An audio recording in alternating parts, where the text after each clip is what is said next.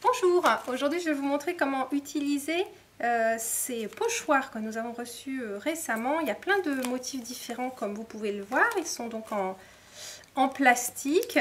On peut les utiliser sur du papier et bien sûr aussi sur du tissu. Voilà, alors aujourd'hui je vais vous montrer comment utiliser celui-ci. Voilà, donc c'est un motif assez fin, hein, il fait 15 par 15. Ici, c'est vraiment des fleurs d'été. On va utiliser plusieurs couleurs. Je travaille ici sur un tissu blanc, mais vous pourriez utiliser un tissu, soit un batik par exemple, ou un uni, ou un tissu que vous auriez déjà teint. Voilà, hop. Donc, vous le posez bien à plat sur votre tissu. Vous protégez bien le dessous de en dessous de votre tissu parce que la peinture risque de traverser. Donc moi j'utilise la peinture pour tissu, hein, comme ça après cette peinture, une fois qu'elle sera sèche, on pourra la repasser et ensuite le produit pourra être lavé. Donc là je travaille sur un échantillon de tissu qui pourra être utilisé dans un patch, mais on pourrait le faire aussi sur des vêtements. Donc vous allez utiliser différentes couleurs. Comme pinceau, vous utilisez soit un pinceau, soit une brosse comme moi, soit un pinceau à pochoir.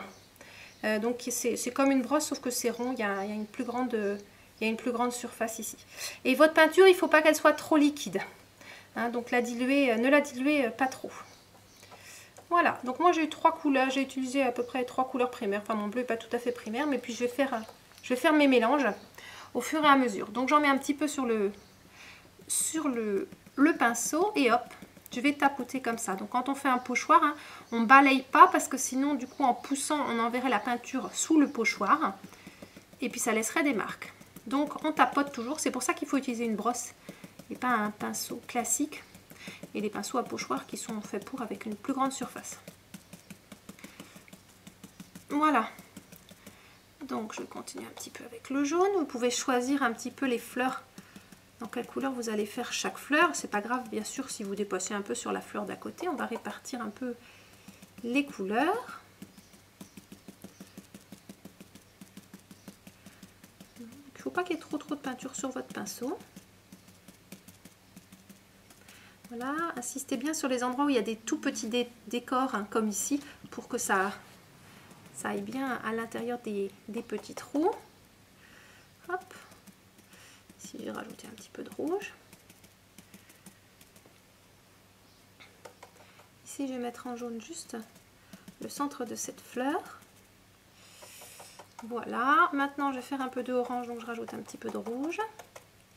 Voilà, là, je vais du coup m'éloigner un petit peu du centre avec mon orange.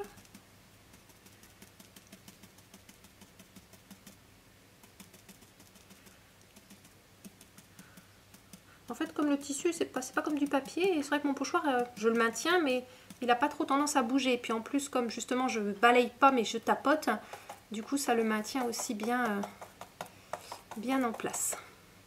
Alors là, je vais rajouter un tour de rouge, hein, pour du coup cette fleur. Je vais essayer d'avoir fait un dégradé du centre vers l'extérieur.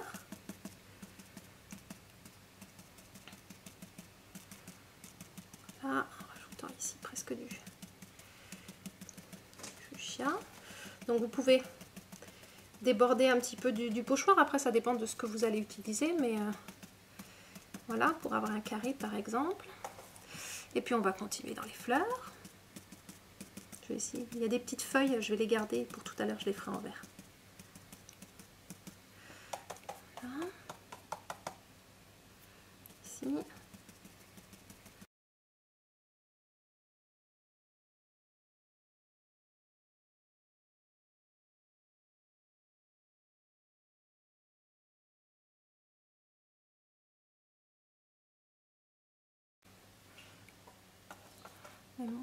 Bon, hop, les petites feuilles.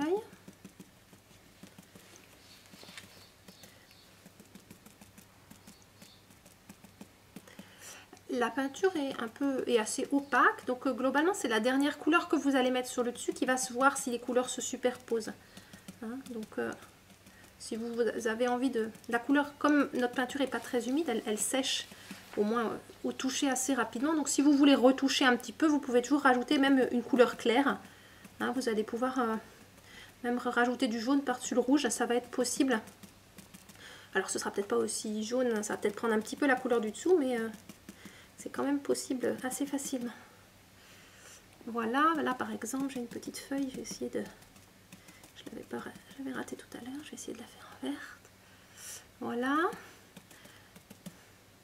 Donc après il faut bien essayer de remplir tous les petits espaces pour bien que notre dessin ressorte. Donc voilà, ma dernière fleur ici.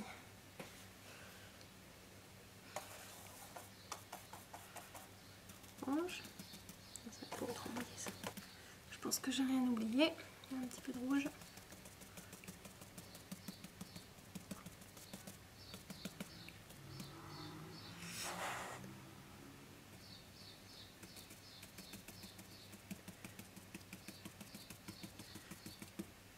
Et voilà, je pense que j'ai bien couvert partout. Et maintenant, doucement, je vais soulever.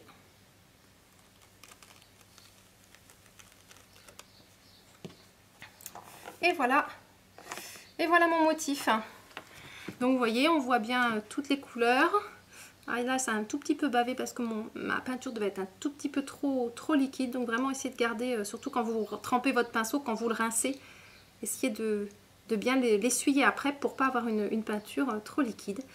Et puis voilà, vous pouvez donc maintenant on laisse sécher, puis ensuite on va bien repasser au fer en mettant dessus un papier sulfurisé par exemple, au fer chaud. C'est ça qui va fixer la peinture et après ce sera lavable et puis après on va pouvoir monter ça dans un patch ou dans un petit panneau en rajoutant par exemple d'autres fleurs à côté.